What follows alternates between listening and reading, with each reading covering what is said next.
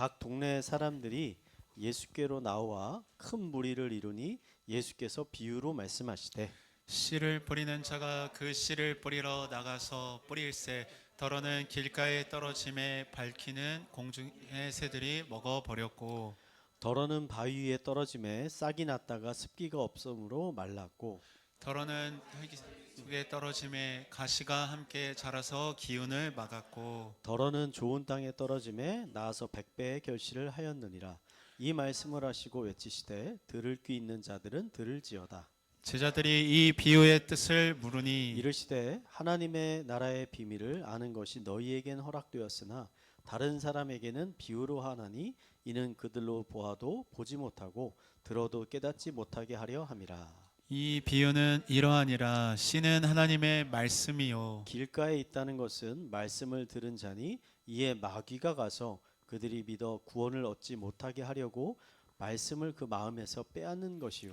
바위 위에 있다는 것은 말씀을 들을 때 기쁨으로 받으나 뿌리가 없어 잠깐 믿다가 시련을 당할 때 배반하는 자요. 가시떨기에 떨어졌다는 것은 말씀을 들은 자이나 지내는 중 이생의 염려와 재물과 향락의 기운이 막혀 온전히 결실하지 못하는 자요.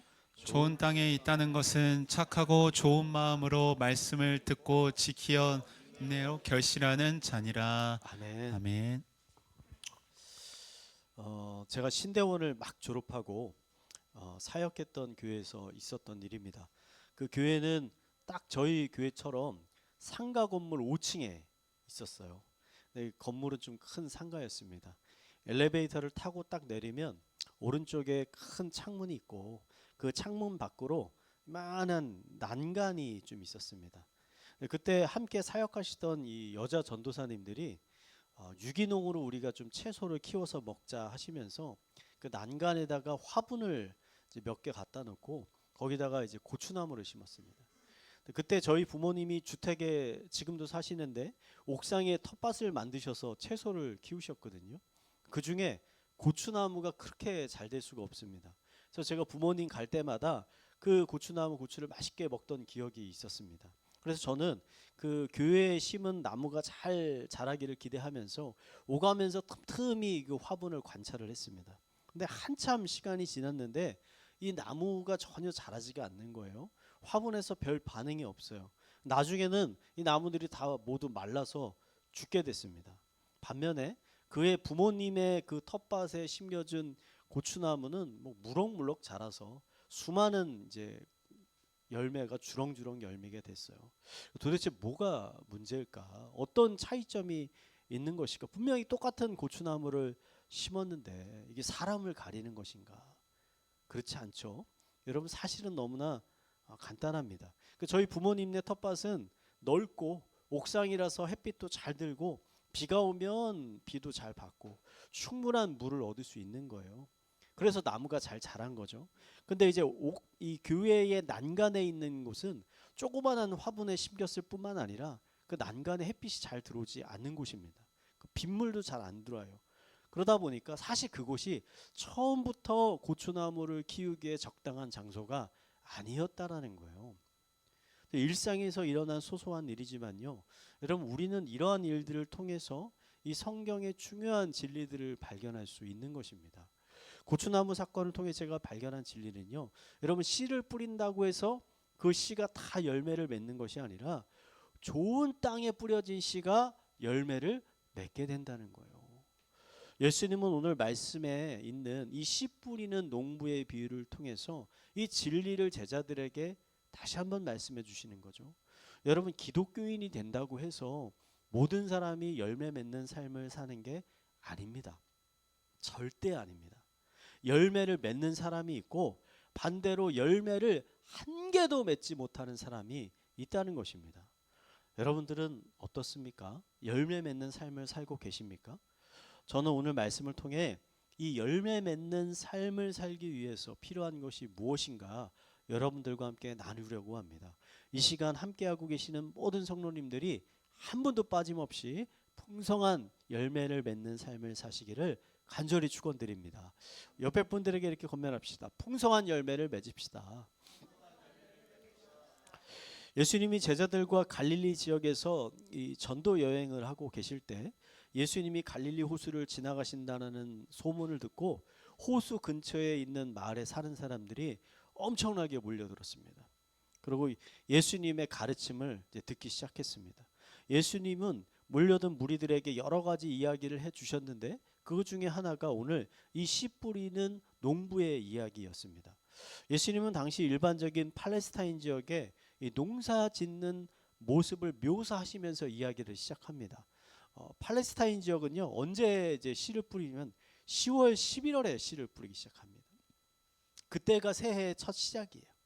씨를 뿌리는데 이 밭을 갈아놓은 곳에다가 씨를 하나하나 정성스럽게 심는 게 아니라 그냥 이렇게 어깨나 허리춤에 씨앗 바구니를 가져간 다음에 그냥 한 움큼씩 잡고 이렇게 던져서 씨를 뿌리는 거예요.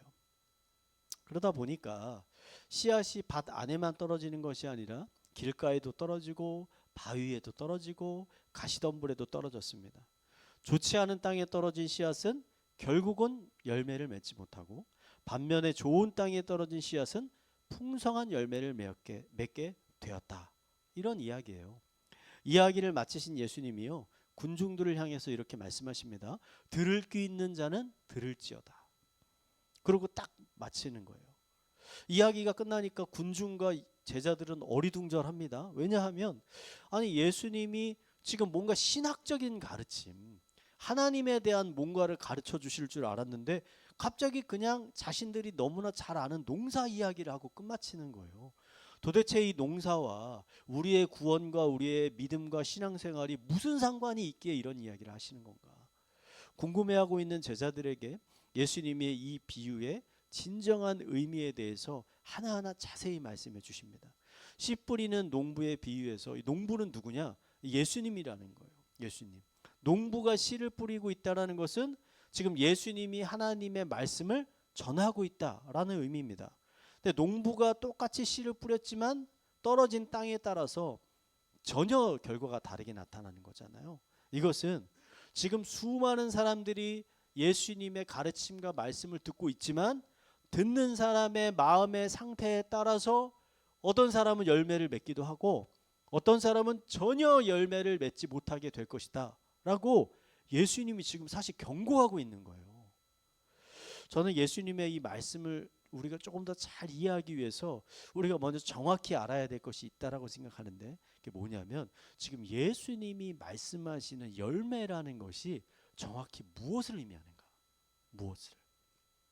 저는 이 부분이 굉장히 중요하다고 생각하는데 왜냐하면 많은 분들이 이 본문의 말씀을 읽으면서 어디에 집중하냐면 이 각기 다른 땅에 주목하는 거예요.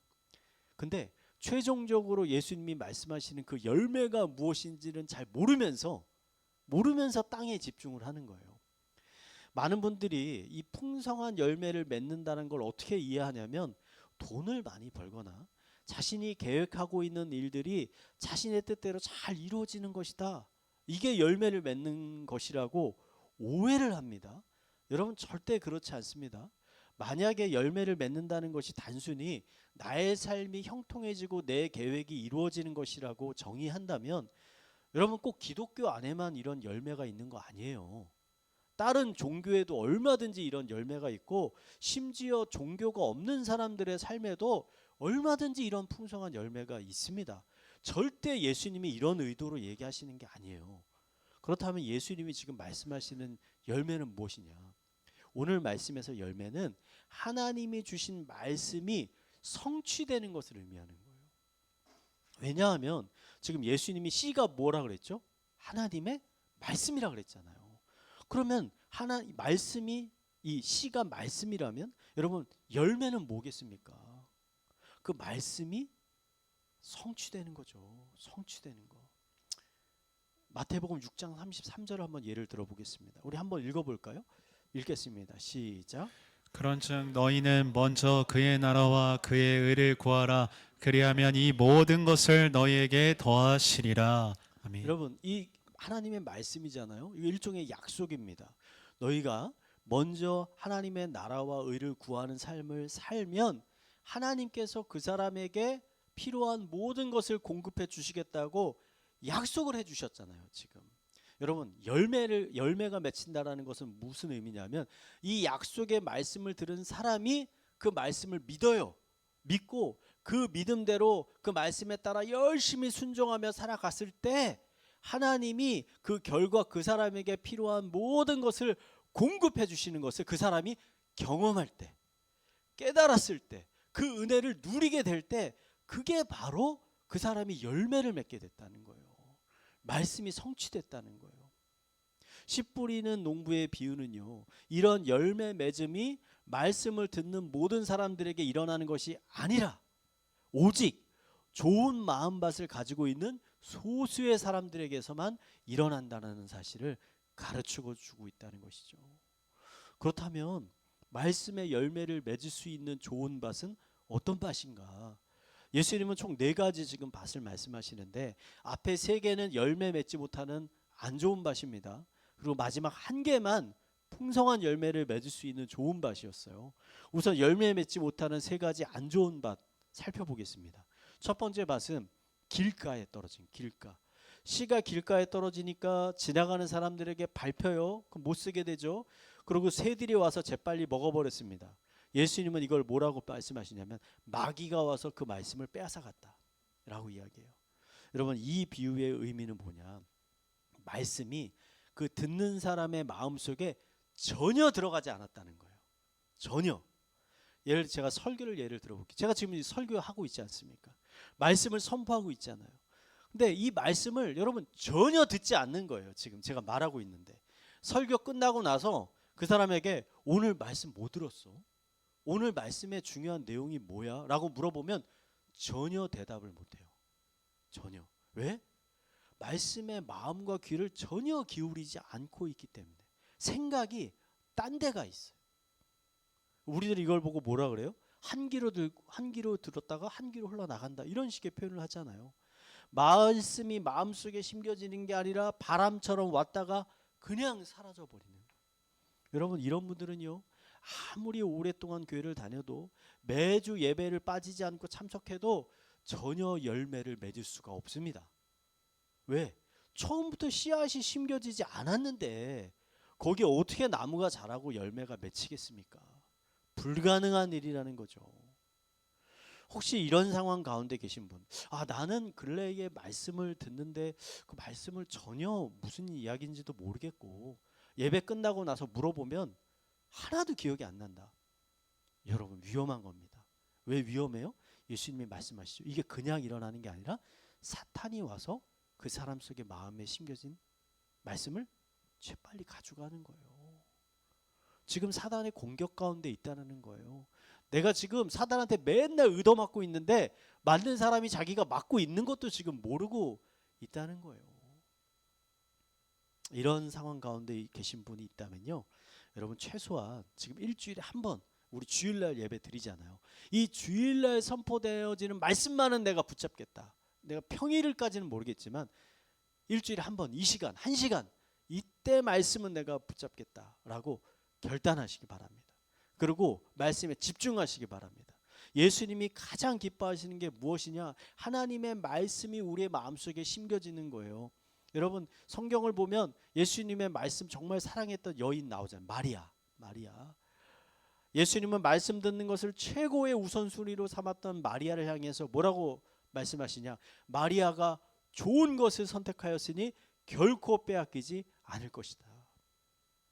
예수님이 기뻐하셨다는 거죠. 말씀을 놓치지 마시고 꼭 붙드시고 여러분의 마음에 심으시기 바랍니다. 두 번째 땅은요, 바위였어요. 바위. 어떤 씨는요, 바위에 떨어져서 싹이 났는데 바위가 딱딱하니까 뿌리가 내려가지를 못하는 겁니다. 그래서 곧 시들어서 죽어버렸어요.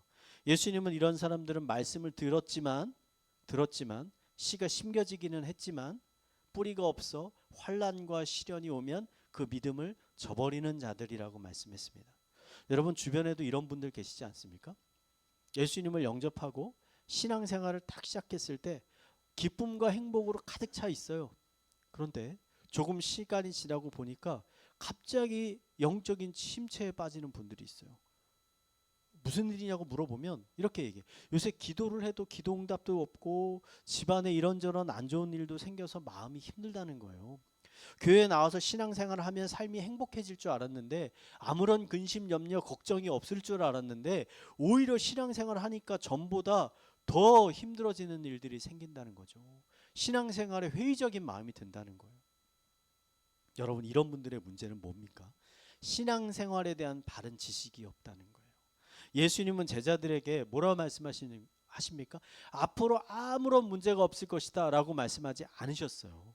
오히려 이 세상에서 예수님의 제자로 살면 앞으로 수많은 어려움들을 겪게 될 것이다. 오히려 이런 어려움이 없으면 너희가 이상한 거다 라고 말씀하시잖아요. 대신 예수님이 뭐라고 말씀하십니까? 예수님의 이 약속의 말씀을 믿고 끝까지 믿음을 가지고 포기하지 않으면 나중에 큰 위로와 평안을 얻게 될 것이다.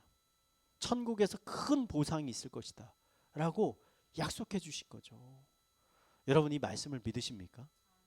그렇다면요, 여러분, 고난과 어려움 가운데 믿음을 잃지 마시고요, 끝까지 약속의 말씀을 붙드시기 바랍니다. 분명 하나님의 약속은 성취될 것이고 놀라운 기쁨과 평안을 누리게 될 것입니다. 세 번째 땅은 가시떨기 땅이었습니다. 어떤 씨는 가시떨기 속에 떨어졌습니다. 이 씨는 자라기는 자랐는데 이 주변에 있는 가시떨기 나무에 막혀서 제대로 햇볕을 보지 못해서 제대로 자라지 못하고 결국 열매를 맺지 못하게 됐다는 거예요. 예수님은 이런 자를 보고 뭐라고 말씀하시냐면 이생의 염려와 재물과 향락에 빠진 자라고 말합니다. 성경에는 이런 사람들 여러 등장합니다. 그 대표적인 인물이 누구냐면 예수님을 찾아온 부자 청년이었어요. 복음서에 나오죠. 관리 없고 부자였던 청년이 예수님에 대해서 좋은 마음을 가지고 찾아왔어요. 그는 예수님께 당신은 선하고 지혜로운 선생님입니다 라고 고백을 합니다. 그리고 예수님께 가르침을 달라고 요청을 해요. 근데 예수님이 그 청년에게 뭐라고 말합니까? 모든 재산을 팔아서 가난한 사람들에게 나눠주고 너는 나를 따르라. 너는 나를 따르라. 이렇게 말씀하시죠. 그러자 그 청년은 근심한 얼굴을 하고 예수님을 떠나갔다.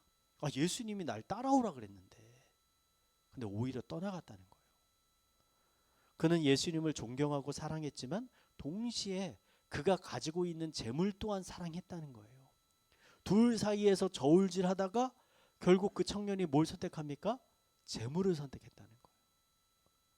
여러분, 교회 안에도 이런 부자 청년과 같은 성도님들이 많이 계십니다. 예수님도 좋아하지만 동시에 세상이 주는 기쁨과 쾌락을 놓치고 싶지 않은 거예요. 많은 기독교인들이 신앙과 세상 두 가지를 모두 가질 수 있다라고 착각합니다. 여러분, 이건 착각입니다. 예수님은요, 세상이 주는 기쁨과 쾌락에 마음을 두는 사람은 결국 어떻게 되느냐? 믿음의 열매를 맺지 못하게 될 거라고 지금 말씀하시잖아요. 여러분의 삶은 어떠십니까? 요즘 여러분은 무엇 때문에 기뻐하고 계십니까? 무엇에 관심을 가지고 계십니까? 하나님의 임재와 하나님의 능력과 하나님이 주시는 기쁨과 은혜를 경험하지 못하는 가장 큰 이유가 뭐냐면 우리의 마음이 하나님께 향하는 게 아니라 세상과 하나님 사이에서 지금 방황하고 있기 때문에 이러한 은혜를 못 누린다는 거예요. 여러분에게 예를 들어 봅시다. 커다란 화분이 하나 있다라고 생각해 보세요. 화분이 하나 있어요. 열매를 얻기 위해서 화분에 나무를 여러분이 심기로 했습니다. 포도를 얻기 위해서 무슨 나무를 심어야 됩니까? 포도나무죠. 무화과를 얻기 위해서 무슨 나무요? 무화과 나무를 심어야 되죠. 근데 여러분, 한 화분에 두 나무를 모두 심을 수는 없습니다. 두 나무를 모두 심으려고 하는 것이 인간의 욕심이요 인간의 탐욕입니다. 만약 두 나무를 모두 심으면 어떻게 될까요? 둘 다 열매를 맺지 못하고 다 죽게 되는 거죠. 두 나무 모두. 우리는 선택을 해야 됩니다. 선택을. 예수님은 하나님과 세상 사이에서 우왕좌왕하고 있는 교인들을 향해서 이렇게 말씀하십니다. 요한계시록 3장 15절 한번 읽어보겠습니다. 읽겠습니다. 시작. 내가 내 행위를 아노니 내가 차지도 아니하고 뜨겁지도 아니하도다. 내가 차든지 뜨겁든지 하기를 원하노라. 여러분, 미지근한 신앙생활로 얻을 수 있는 건 아무것도 없습니다. 아무것도 얻지 못해요. 하나님이 주시는 놀라운 은혜를 경험하기 위해서는요, 우리가 하나님을 선택해야 됩니다.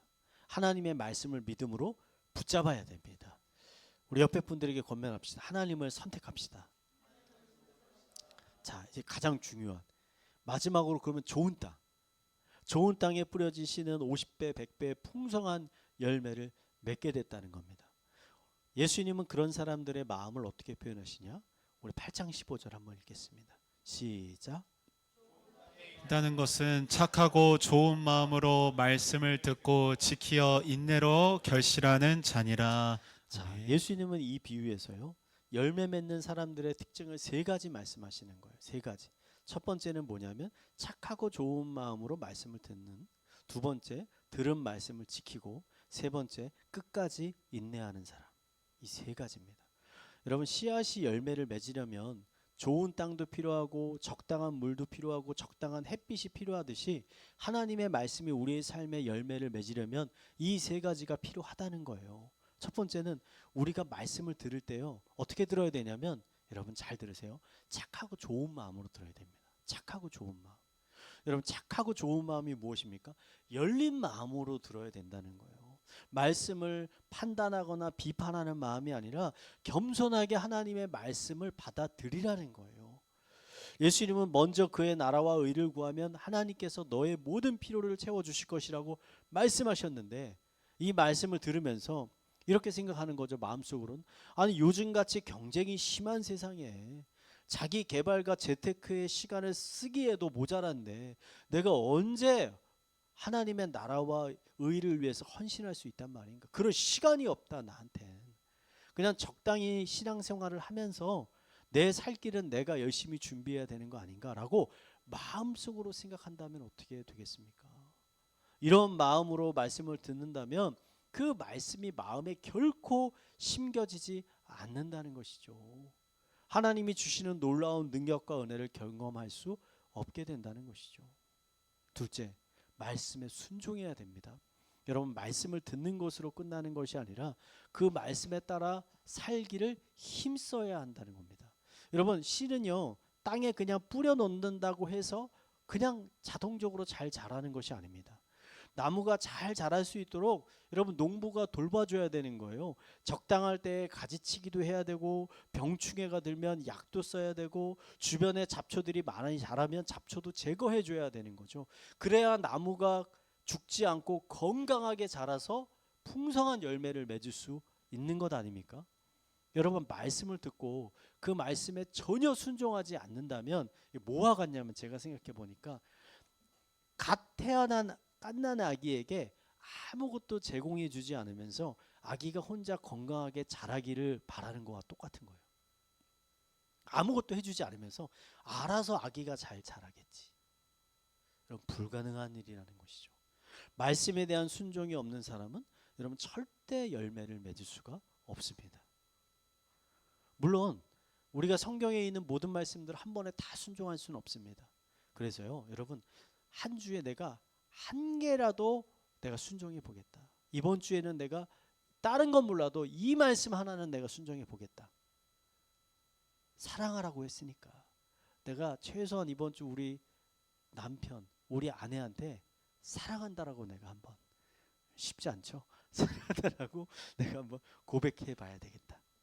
일어나든지 이런 말씀을 순종하면 할수록, 노력하면 노력할수록 하나님의 임재와 능력을 깊이 경험하게 될 것입니다. 마지막으로 중요해요. 열매를 맺기 위한 마지막 조건은 끝까지 인내하는 겁니다. 오늘 씨를 뿌렸는데 내일 열매를 얻을 수는 없는 것이죠. 엄마 뱃속에 아기가 잉태되었다고 해서 곧바로 아기가 태어나는 것이 아닙니다. 10달은 엄마 뱃속에 있어야 비로소 아기가 태어날 수 있는 것이잖아요. 그러니까 열매를 얻기 위해서는 기다림이 필요하다는 거예요. 기다림. 많은 분들이 실패하고 넘어지는 부분이 바로 이 부분입니다. 왜냐하면 많은 분들이 자기만의 시간과 타임을 가지고 있어요. 나만의 시간과 타임. 자신이 정해놓은 시간까지 뭔가 일이 해결되지 않거나 하나님의 도우심이 없으면 실망하고 낙심하는 거예요. 아, 이거 하나님 안 계시는 거 아니야? 하나님 나를 사랑하지 않는 건 아니야? 이런 실망감을 갖는 거죠. 여러분 아닙니다. 열매는 나의 시간에 따라 맺히는 게 아니라 하나님의 시간에 따라 열리게 되는 거예요. 나의 삶의 수많은 문제들이 언제 해결될까요? 우리는 알 수 없습니다. 하지만 누가 아십니까? 하나님이 아십니다. 우리가 할 수 있는 일들은요, 그 하나님의 역사하심을 믿고 끝까지 인내하고 기다리는 거예요. 인내하고 기다리는 거. 사도 바울이 인내에 관해서 이렇게 말했습니다. 로마서 5장 3, 4절 말씀 한번 읽겠습니다. 시작. 다만 이뿐 아니라 우리가 환난 중에도 즐거워하나니 이는 환난은 인내를, 인내는 연단을, 연단은 소망을 이루는 줄 알미로라. 아멘. 인내는요, 우리의 영혼을 연단시킵니다. 우리의 영혼을 성장시킵니다. 우리의 영혼을 성숙하게 만듭니다. 농부가 열매가 충분히 익지 않았는데 그 열매를 따면 어떻게 됩니까? 그 열매가 맛이 없어서요, 먹지 못하고 버려야 됩니다. 맛있는 열매를 얻기 위해서는 열매가 충분히 익을 때까지 인내하고 인내하고 인내하고 기다려야 되는 거예요. 믿음을 가지고 끝까지 참고 인내하는 사람은 분명 하나님이 주시는 풍성한 열매를 얻게 될 것입니다. 혹시 현재 고난과 어려움 가운데 계신 분이 계시다면 조금만 더 참고 인내하시기 바랍니다. 하나님의 때에 하나님의 놀라운 은혜와 기쁨을 부어 주실 것입니다. 오늘 말씀을 짧게 한번 정리하겠습니다. 여러분, 하나님의 나라의 복음, 하나님의 말씀은요, 오늘날 지금도 여전히 선포되고 있습니다. 오히려 요즘만큼 많이 선포되는 시대도 없을 거예요. 기독교 역사상 지금만큼 많은 설교와 지금만큼 많은 성경책과 지금만큼 많은 경건서적, 설교자들을 가진 적이 없어요. 인류 역사상 가장 많은 말씀과 설교를 가지고 있는 시대가 우리가 살고 있는 시대입니다. 헌데 여러분 생각해 보세요. 지금 현대의 사람들만큼 마음이 강박하고 열매를 맺지 못하는 시대가 있었을까요? 없습니다. 왜입니까? 단순히 세상이 더 살기 힘들어졌기 때문에, 험악해졌기 때문에? 아니에요. 우리 전전 세대가 살기 훨씬 힘들었어요. 훨씬 어려운 삶이었어요. 근데 그들은 마음 가운데 기쁨이 있었고 하나님이 주시는 평안함이 있었다는 거예요. 근데 지금 시대의 사람들은 없어요. 왜입니까? 많은 사람들이요, 스스로 좋은 땅이 되려고 노력하지는 않고 뭔가 새로운 씨앗만을 열심히 찾아다니기 때문이에요. 요즘 세상은 점점 새롭고 재미있고 자극적인 걸 원하죠. 노래도 새로운 노래, 영화 드라마도 더 자극적인 내용. 그러다 보니까요, 설교 말씀도 더 새로운 걸 바랍니다. 더 자극적인 걸 바랍니다. 예수님 시대 사람들도 그랬어요. 예수님이 와서 병든 자를 고치고 오병이어로 5천 명을 먹이니까 유대인들이 어떻게 반응하는지 아십니까? 예수님, 더 큰 기적 보여주세요. 이번에는 하늘에서 만나가 내리는 기적을 보여주세요. 더 큰 기적, 더 자극적인 걸 요구합니다. 그러자 예수님이 그들에게 뭐라고 말합니까? 내가 너에게 보여줄 이적은 요나의 기적밖에 없다. 본인의 죽고 부활하는 걸 말씀하시는 거죠. 여러분, 이게 무엇을 의미합니까? 더 많은 씨를 뿌린다고 해서 열매를 맺는 것이 아니라는 거예요. 길가에, 바위에, 가시덤불에 아무리 많은 씨앗을 던져봐야 열매는 맺히지 않는다는 겁니다. 오직 열매를 맺을 수 있는 좋은 땅에 씨가 뿌려져야 열매가 맺힌다는 것이죠. 여러분은 어떠한 땅입니까? 여러분의 마음은 어떠합니까? 그리고 어떠한 땅이 되시기를 원하십니까? 더 이상 여러분 새로운 씨앗들을 찾아 헤매지 마시고요, 여러분 스스로가 좋은 땅이 되도록 노력하시기 바랍니다. 겸손한 마음으로 말씀을 들으시고 들은 말씀에 순종하며 살아가기를 힘쓰시고 하나님의 때가 이를 때까지 끝까지 인내하시기 바랍니다. 분명 하나님이 주시는 풍성한 열매가 여러분의 삶에 하나님의 때에, 여러분의 때가 아니라 하나님의 때에 열리게 될 것입니다. 이 시간 함께하고 계시는 모든 성도님들이 한 분도 빠짐없이 이런 은혜를 누리게 되기를 마지막으로 축원드리겠습니다.